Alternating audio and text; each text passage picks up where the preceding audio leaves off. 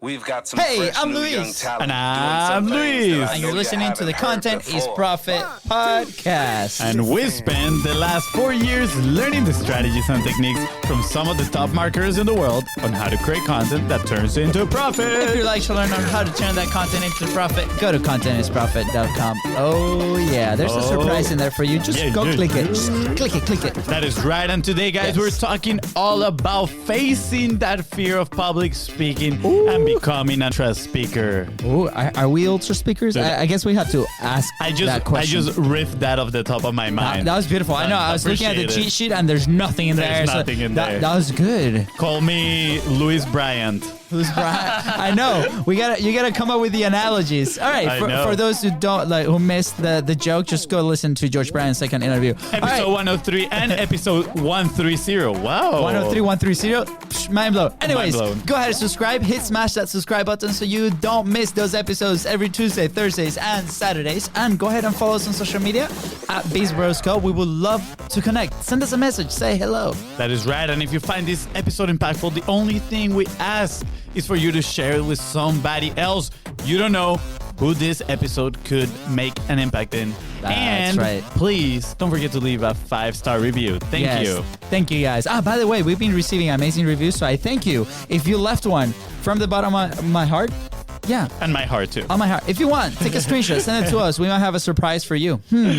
Today, another awesome episode. We partnered with PodMax to share the stories of some amazing people that are shaping our future. People that are taking ideas and turning them into reality.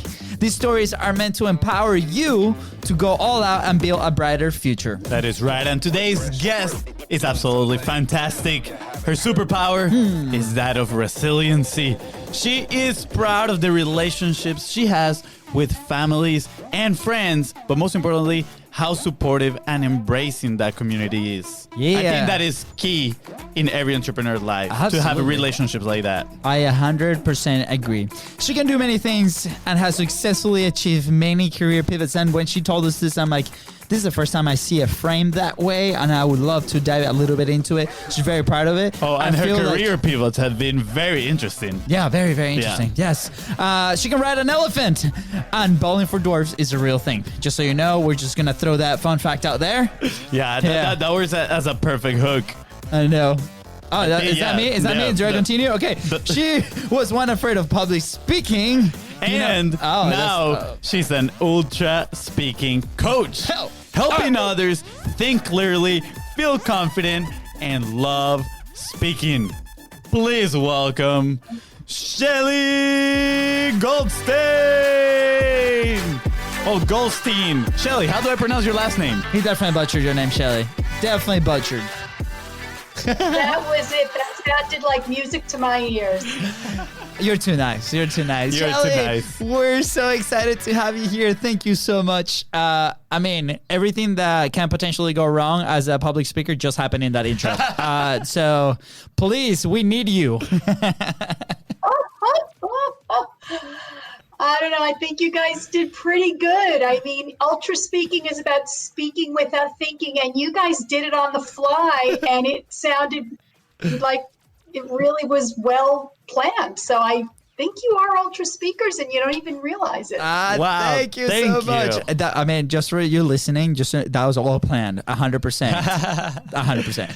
Shelley, you're so nice. And not only that, but you also have a pretty awesome story. We talked a little bit during the PodMax event, right? We chatted a little about your background.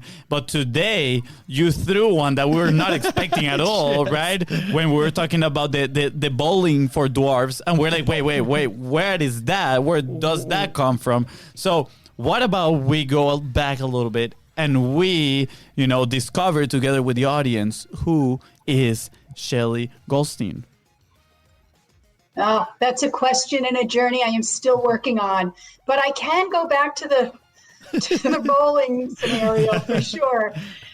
You mentioned that I've had a lot of pivots in my career, and resiliency is really, so many people say that that's what helps me propel forward. I always have an opportunity or see an opportunity. No matter what door closes, another one tends to open. Early on in my career, I worked for Ringling Brothers as a costume designer. And it's a huge show. It's a spectacle. There's animals, there's clowns, there's laughter, there's dancing, there's oohs and ahs and fear. But there's a lot going on behind the scenes too. Circus people have a great life that they've created. Talk about a community and talk about having purpose and having a dedication to a craft. Yeah. These people practiced all day and all night. And when they weren't practicing, they were performing. So there was a lot going on off hours when they were not in those rings. Yeah, absolutely. I mean, what a fun experience. So how do you ended up there, and then how that experience has been helping you move forward from, your life and now into public speaking?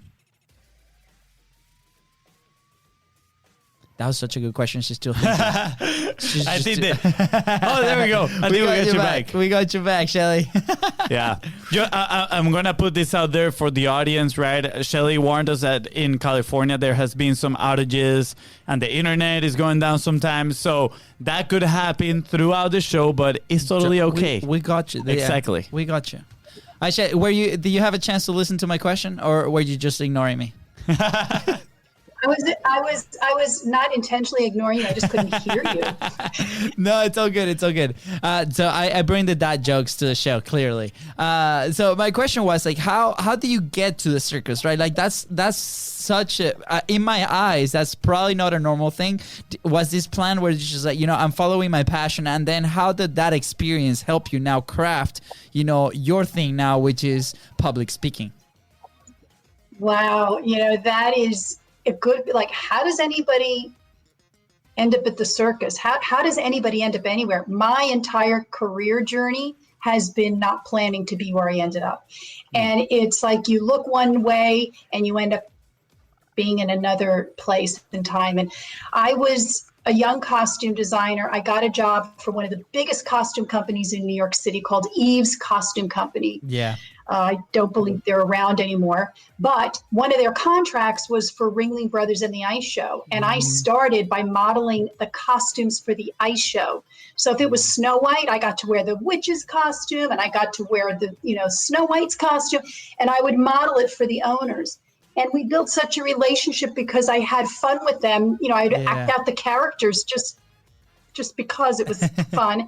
And we built a relationship, and they knew about my background. And when an opportunity came up, they offered me a job to design the circus, which was a dream come true for a young designer, because at that time there was just crazy budget. The circus was thriving. And your imagination can run as wild as you want it to. Yeah. So, I was an associate. I worked with my mentor, who also brought me there, and it was just a great experience. I mean, how can you not have fun when there's clowns and animals and everything's colorful? Absolutely. And there is such a great lesson in that story. Because you said you had your job with another company and you were having fun while dealing with them as clients, and you were delivering consistently, consistently showing up with a good attitude. And that's how we should go throughout life. And you mentioned not planning. Okay, you said I end up. How did I phrase it? I forgot the exact phrase, so I'm paraphrasing in here. But you didn't plan where you end up at the moment, right? And when you face these situations, right, always with a positive attitude, I feel like regardless of your plan, new opportunities are going to arise, and then you're going to be able to take advantage of them. And I think that's what happened to you. You had such a good attitude working with them that when an opportunity opened in there, they said hey, she is the best fit for this. Now we have this established relationship. We've been working together for a while. So it's such an important lesson, because sometimes we just get carried away. We just go through the motions and we're like, oh yeah, I have to do this and that. But we don't know who we're actually influencing or what decisions we're influencing throughout the day when we act that way. So let's try to show up consistently with a positive attitude. Yeah. And who knows where we're going to end up. Yeah, I mean, planning is important. I am a planner. Don't get me wrong. I'm a list maker. I check it off, and that's important too. But sometimes we just have, we plan, and things don't always happen. We're working, we're pushing, maybe we're trying too hard. I don't know. Yeah. But sometimes when you just kick it back, the world, the energy, things just come into your lap. And I'm a curious person. So I'm going to go, yeah, let's check it out. Really, what are the alternatives? You don't know if you don't try. So resiliency, positive attitude is absolutely what has gotten me along the way. And I have really enjoyed so many of my career choices through the years because I was there because I really wanted to be there. Yeah. So what would you say to somebody that might be petrified for making a choice like that, right? You made the choice that you want to be positive, be resilient, be like, hey, I'm going to go try it out, see what happens, right? I was in a stage in my life a few years back that I was really scared to make some decisions, right? So I can feel it there. And we grew up playing soccer. That was our dream.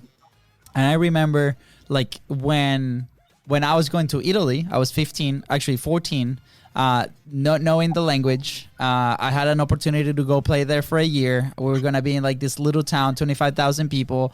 I knew nobody. We were going to fly into Rome, and then this guy was going to drive me 4 hours. So everything stuck like against me to go into this experience, right? And I was petrified. And because my dream was so big and I was so close, that's what kind of pushed me over and be like, okay. Because I remember landing in Italy and sitting down in the plane and be like, I just want to go back. Like, I don't know what to do. Like, I'm so scared, right? So, and I feel like that was from obviously my specific case, but some people might look at their life decisions, right? Or the scenarios that are in front of them, or an opportunity that comes across, and they might feel the same way. So how do you go about changing your mindset and accepting that that might be the way that you feel, but how do you move forward?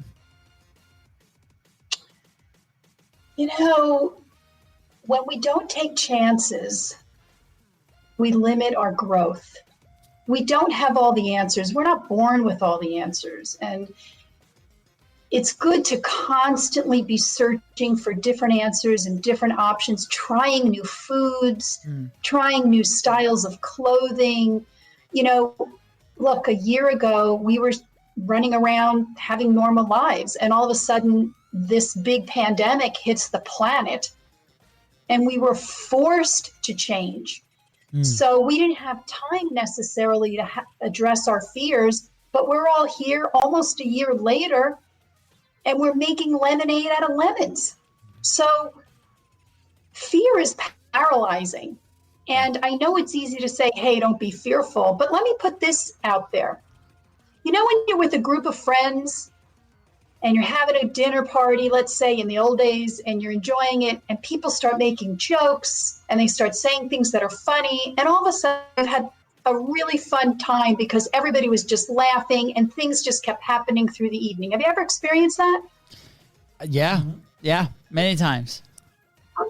Okay, so those are wonderful surprises, right? You didn't plan it, and you didn't have any fear going into it. What was there to be fearful of? But if you had gone into that party or that room of friends and you were nervous, what am I going to say? What am I going to do? Do I have that, do I make that joke? Am I going to offend somebody?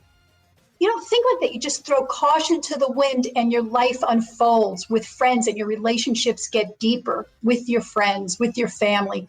Why not at work? Why not approach your career the same way? Yeah. See what's going to happen. And obviously there's a protocol to certain things, but for the most part, ask that boss for the increase in pay. Ask for an opportunity to expand your abilities in the company and do something, or leave the company and do something completely different altogether, which is what a lot of us, again, did a year ago, right? Yeah. Yeah, absolutely. And this is amazing. Obviously, there's a book by Ryan Holiday, is The Obstacle is the Way, right? Just like lean into those awkward situations, right? Just like, and yesterday we were talking to George Bryant, and he just moved to Montana, and he was making the reference that the bison is the only animal that when a storm is coming, they just run straight through because it's the fastest path, right, towards the end of the storm, which it is super cool. Now we're all Hashtag be the bison. Team Bison. Team Bison. Yeah. So if you guys want to be in the Team Bison, let us know. But it goes with what you're saying, right? It's like fear, it is paralyzing, but at the same time, we need to learn how to take action, deal with it, and embrace the uncertainty, right? Like, we don't know the future, and we can either decide, because we have the power of choosing whether we are going to be paralyzed by fear or whether we're going to take action, right? Accept that, yes, there is fear, but we can take action as well.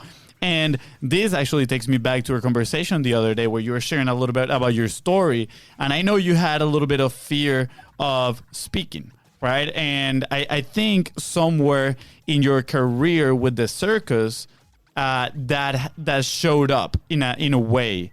So how did you do to lean into that fear of public speaking?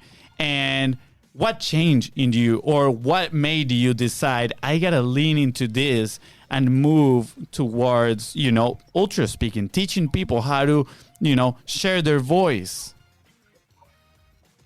Well, I love how you said share their voice, because we all have a voice and it's worth hearing. There's an audience for all of us. Not everybody wants to hear what we have to say, but there is an audience out there.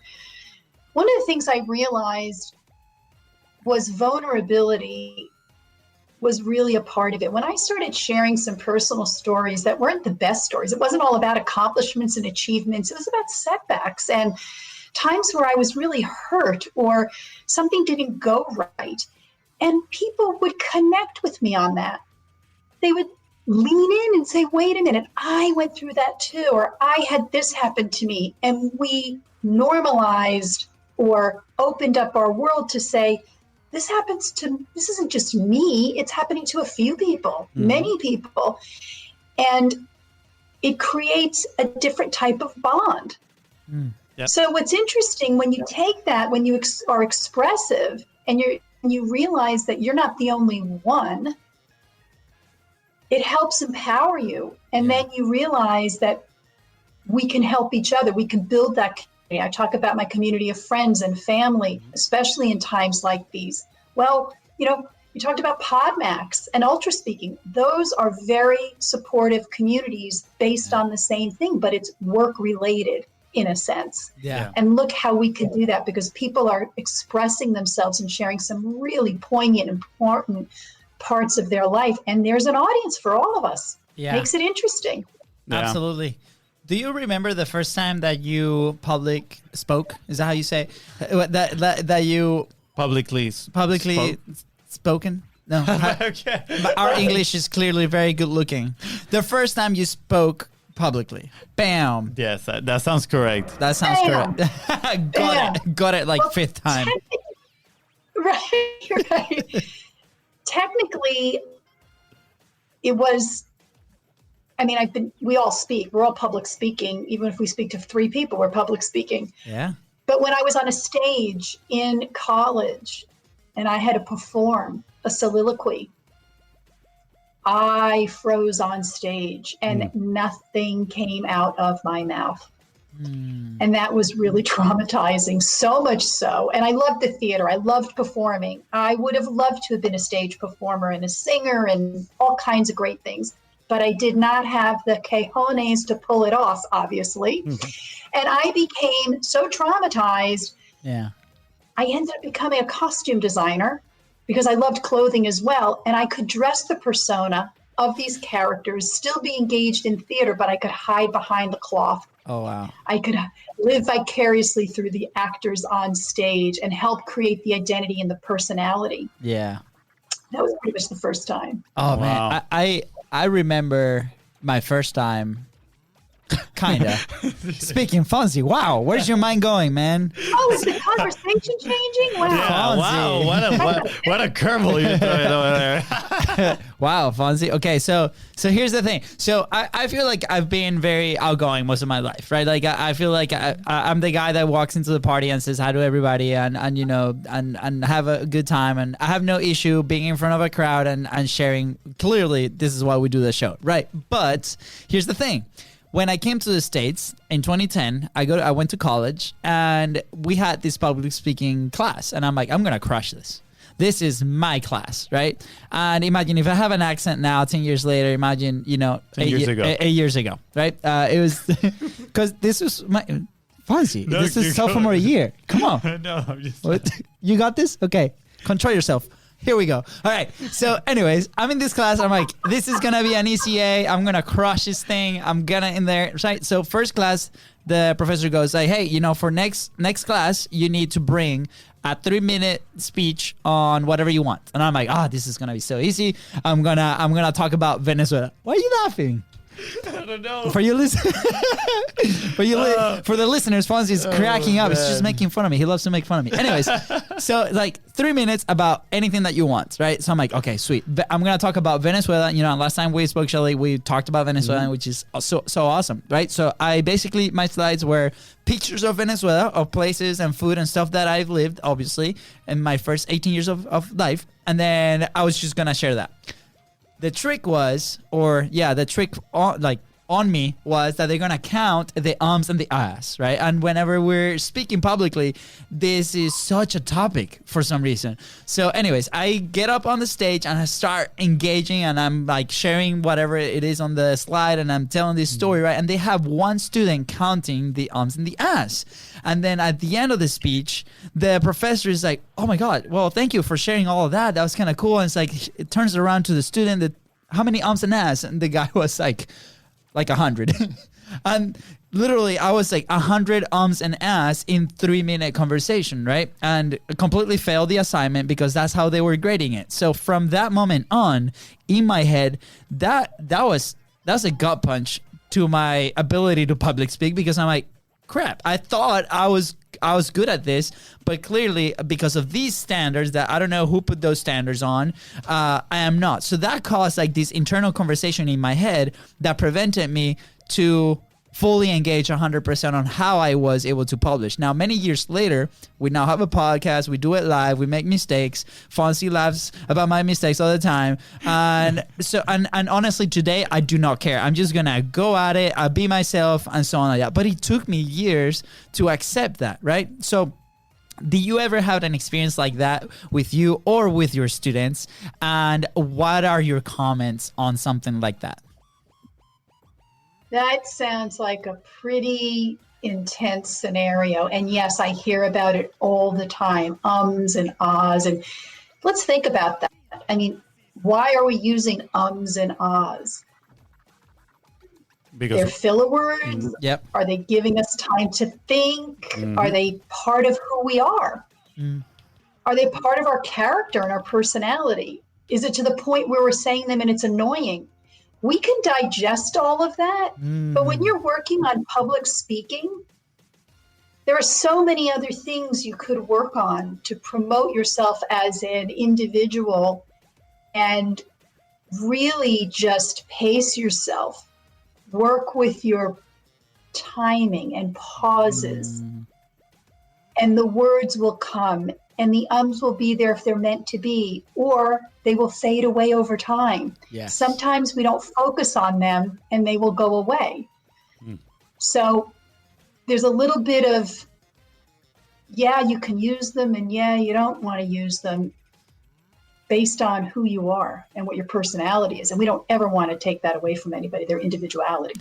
Yeah, that's such a powerful answer. Thank you. Yeah, and personally, you know, as long as it's not stopping you from sharing your message, right? Because a lot of the things get in people's heads, like my brother said, and then it causes like this irrational fear of expressing yourself, of putting yourself out there, and now you're thinking, oh, everybody's going to be counting my ums and ahs or whatever, and it's not like that, right? We never know what the other person on the other side is experience unless they actually tell us and give us feedback. And most of the time, people will be surprised. They actually don't really care about it, right? I am now used to my brother's ums and ins and ins or whatever you want to call them. I feel like I don't say him that much anymore. Once in a while, they come out, but it's okay because I'm like, that is his personality. That is how he speaks. And personally, not because he's my brother and I'm biased or anything, but I think he communicates pretty well. Thank you. He does some good statements, some pretty bad jokes, but it's totally okay, right? He doesn't let that get up to his head, and he keeps sharing his message, which is what's important. But below that, right, like, I feel like some layers deeper is that fear of rejection in a way. Getting in front and, having the fear of people saying, I don't like you, or I don't want to listen to you anymore. How do you deal with such a fear? Because that is one of, I would say, most people's root fear. Everybody wants to belong. So how do you deal with that fear of rejection so then you can speak your words? To belong or be long? You see what I'm talking about, the bad jokes? You see what I'm talking about, the bad jokes? Shelley's laughing, by the way, for those listening. Sorry, Shelley, go ahead. Oh, I think your bad joke got her. Oh, she's still laughing. I don't know what's That's happening. great. Shelley. Somebody's laughing somewhere. We got you back. We can hear you now. We got you back. Yeah, I was saying somebody's laughing somewhere. Yeah, you paused the video because you were laughing so hard. That's what happened. I break it every time. I break the internet every time, without a doubt. It's really interesting. If I was to ask you to give your 10-year-old self about the thing with the ums, you're where you are today. What would you tell yourself? It cut off a little bit when you asked the question. So what would I ask my 10-year-old self? Yeah, like a traumatic time. Like I know your brother was talking about his Oz. Did you have a moment like you fell off your bike, or there was a humiliating scenario, or what? Can you think of one? I can think of two of his humiliating moments. I mean, I'm sure I can. Okay, I'm gonna say this one.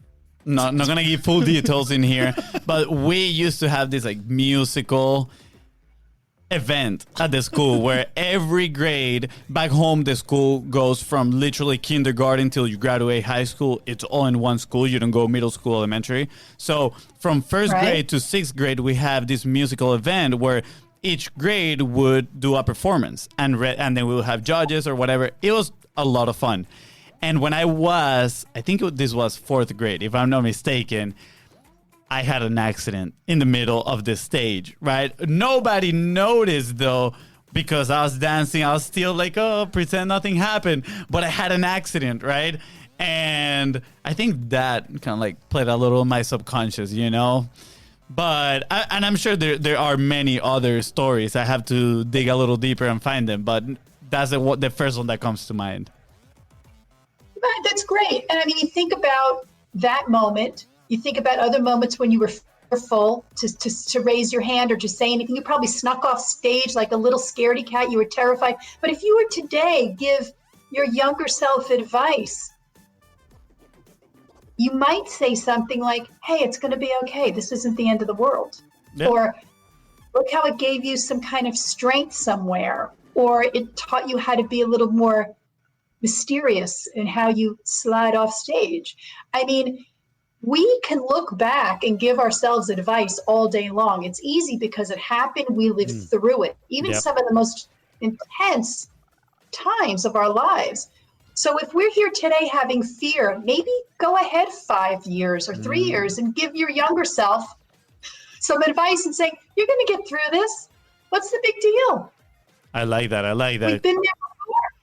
Yeah, I love that. We talked this with Jeff, actually, in the conversation. Kind of like we talked about it from the future pacing yourself to motivate yourself to do something today. And here you're saying, let's go fast forward 5 years, right? Imagine who we are in that moment. And then come back to the present and tell ourselves it's going to be okay, because what is the worst case scenario, right? And usually the worst case scenario is not that bad. We're all here. We're all here. We're healthy. We're looking good. We're working. So obviously anything that happened before wasn't that bad. Yeah. I mean, if you're at prison, that might be a different scenario. Yeah. But where we are right today in your studio, I'm sitting up here in the Hollywood Hills in California. It isn't so bad. Yeah. It doesn't look bad. Yeah, not at all. Go for it. Look at that background you got right there. That looks amazing.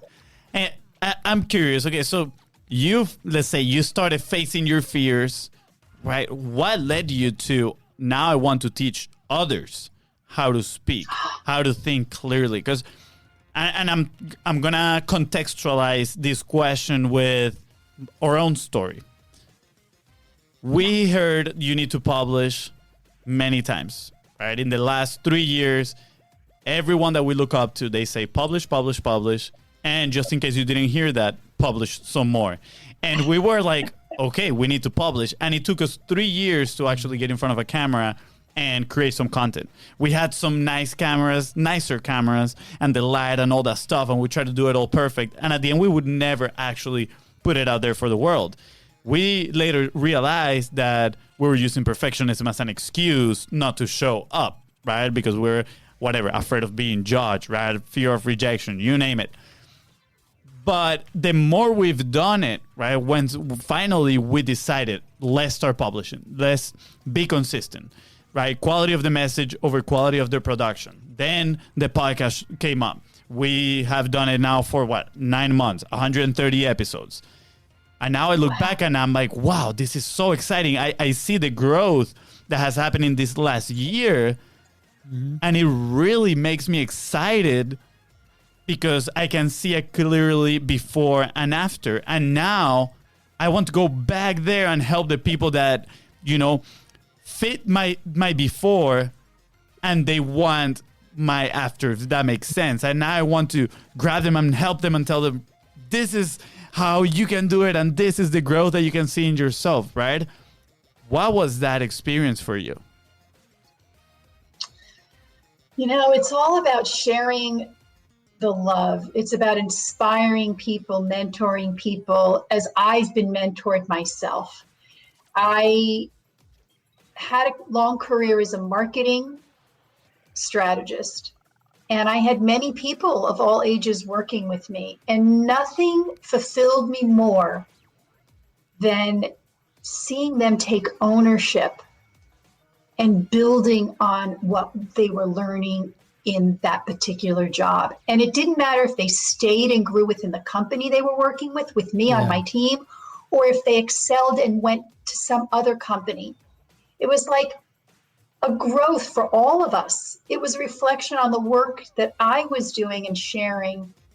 And why wouldn't I be proud of somebody to just grow and expand and do amazing things? And from that experience of mentoring and being mentored myself, it's just sharing these wonderful gifts. It is so exciting when we're coaching in an ultra speaking fundamentals course or one-on-one trainings, and the transformation of individuals is just like aha moments all over the place.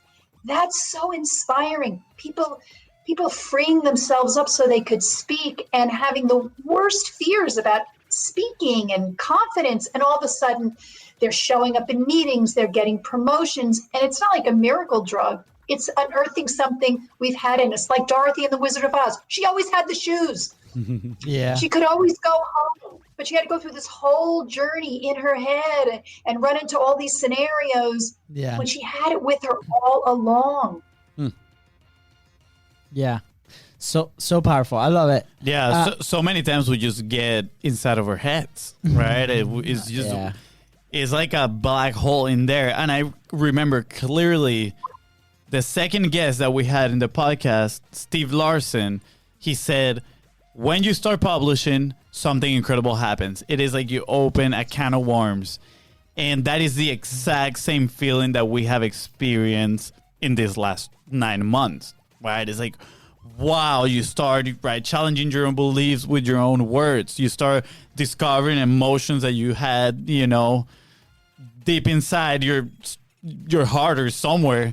that maybe you didn't want to show up, right? And one example was yesterday's episode. Like, my brother got pretty vulnerable with George, and I was like, wait, what? I didn't know you were feeling like that, right? And having the courage to share that out loud into the world, it's amazing. And I see 9 months ago, I don't think personally neither of us would have been able to do anything like that. So I think, honestly, public speaking is such a beautiful thing. It's like the self-development on a whole nother level. It is. And our best moments come when we don't expect them. You know, you don't expect maybe you don't expect the surprise party. Maybe you don't expect the engagement. Maybe you don't know, as a couple you're pregnant. I mean, there's so many things, or the food tasted better than you imagined. There's surprises everywhere. And if one thing we learned in Zoomland all these months is that perfection, the Instagram, the social media perfection is not real for most of us. It doesn't exist. Here we are in these conversations with executives, CEOs of companies. Oh, I think it cut off a little bit. CEOs of companies. Hopefully we can get it. People that work in different. Oh, In my most important moment, I cut off. But the truth is, Yeah, we we're got all you. in Zoomland. We're all in Zoomland. I'm sorry, what? No, I was gonna say that was like such a we were like an so epic excited, build-up. yeah, such a build up, and then it's like the internet just stopped right there. So you were saying, And that's part of it. We're in Zoomland. Things happen. The internet cuts out. I get cut off in the middle of a sentence, or there's a CEO of the company who's giving a discussion to his employees and his cat crawls over his head, or the kid tugs on the mom and says, "Hey, mommy, I'm hungry," and you're in the middle of a very important pitch. If anything about Zoom, especially here today, it made us all human. We all are in our homes, sharing the most personal rooms in our life, scenarios in our life. We're not dressing up. We're not perfect. We don't have to be anything than just ourselves. Yeah. And this is really humbling. Just think about that. Just think about where that might take us on the other end of this.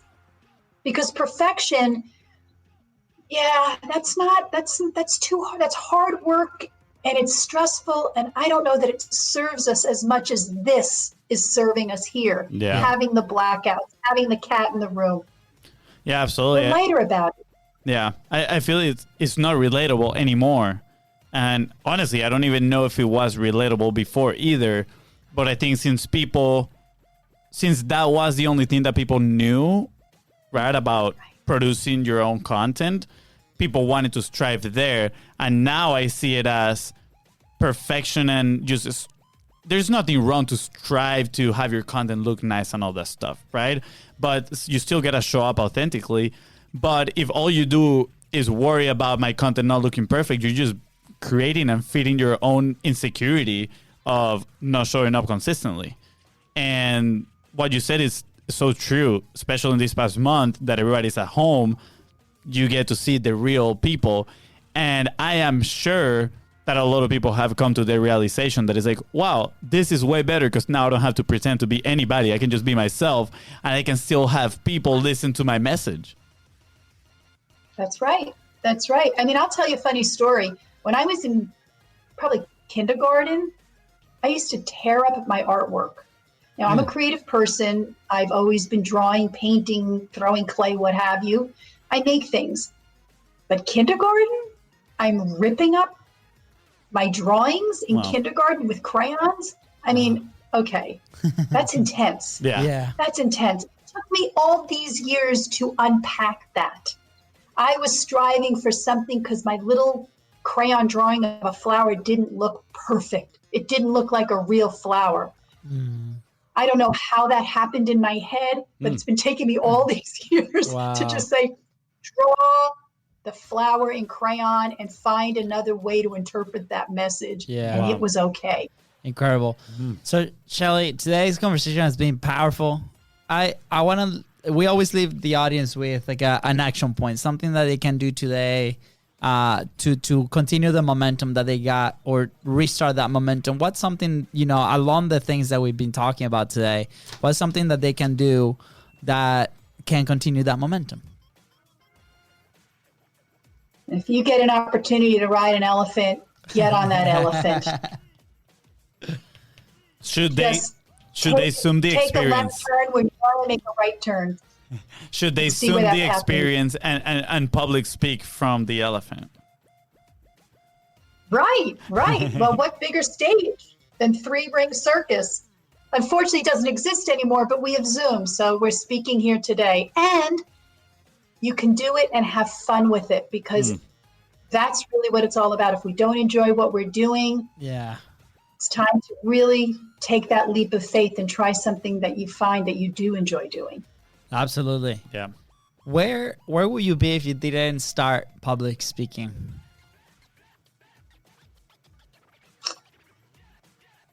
Gee, I don't know. Maybe I would be a sous chef. I'd be baking bread, because when COVID started, I just started baking bread like nobody's business. Well, you're gonna have to send us some bread. We love bread. Yeah, Delicious. we love bread. Oh, good. Send me your address. I'll send you a loaf. Yes. And maybe when you're visiting your family members here in Jacksonville, we can all have a bread cooking contest. I would love that. I would love that. Pain de jambon. I'm still waiting for it. Yeah, I would definitely lose on that one. So where can people find you? Where can people connect with you if they're interested in learning a little bit more about you, about what you do, about learning from you? Oh, great. LinkedIn is great. I'm Shelley Goldstein, and my background is a picture of mock duck. You can believe that. So I stand out just a little bit, so you can find me. You can find me at ultraspeaking.com. Just send an email over to them, and, we'll hang out and talk, and you'll get to experience how to learn to speak through games and make it fun. Yeah. That does sound a lot of fun. So, fun fact, my brother and I, we were part of this group. I was thinking about crepes, and so I was like, group and crepes, and I'm hungry. Wow. Okay, so whatever. We were part of this group called Leadership Jacksonville, and we do a lot of games. It's just like team building activities is great. And one of the activities was actually about speaking.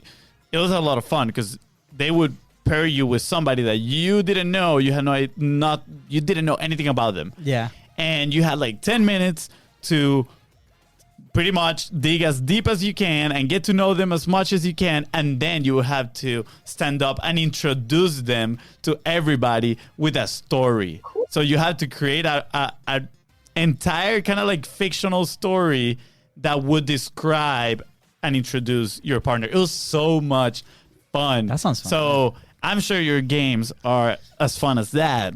So I want to encourage everybody to go to ultraspeaking.com right now and check her out. Because I mean, just from listening to this interview, I can tell how well spoken you are, your pauses. Sometimes you left us hanging there like, where is it? I'm so excited. What's the punchline here? What's going to come? So thank you so much. It was amazing. Yeah, Shelley, thank you. We are extremely thankful we got connected through PodMax, and incredible. I want to go where you are right now. Just go climb a little bit of that hill here, because we miss the mountains in Florida. Yeah. And it has been a pleasure. So with that being said, guys, thank you so much for tuning into the Continuous Profit podcast. Go ahead and subscribe. Smash that subscribe button and follow us on social media at BizBrosco. That is right. And if you find this episode impactful and now you want to take on the world of public speaking, please don't forget to share it and leave a 5-star review. Thank you. Thank you, guys.